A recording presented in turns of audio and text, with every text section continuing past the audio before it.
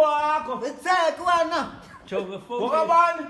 Amazi Ngowakho. Fitsek wena. Ngiyakho. Ngowakho. Fitsek.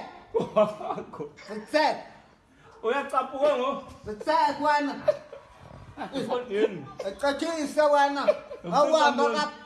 Angixoxa. Efondini angixoxa na. Awuhamba. Jana walwaba efondini. Hayi Fitsek wena. Amthetho wena. Thetha nofish kaloku thetha nakho fish. Yahamba mna.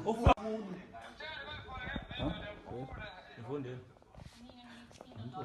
Hayi manzi mna. Ngowakho.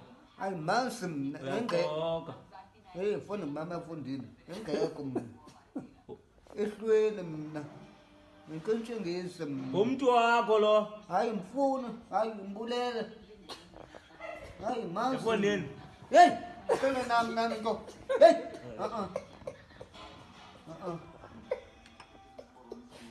Hayi boy fish and Ulwaba. Hayi.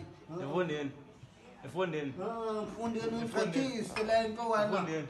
Hey, fondini. Ntona wena. Onuhlungu. Undibethela ntoni? Uyacaphuka ngo. Nakho. Angibulala wena. Ijamlo, hayi ijamlo.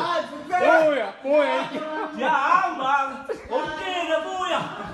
Buya umkile. Buya umke. Hayi umke. Boy, zojuja wakho. Yeka, boy. Yeah, khulula igambozo. Khulula igambozo mlungu wami. Hayi. Ayibetha la ntwana le. Khulula. Ayibetha la ntwana le. Zimkile. Yeah. Ay.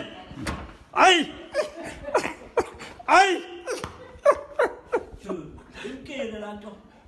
Iyamkhazela mlungu. Sila la nto uje.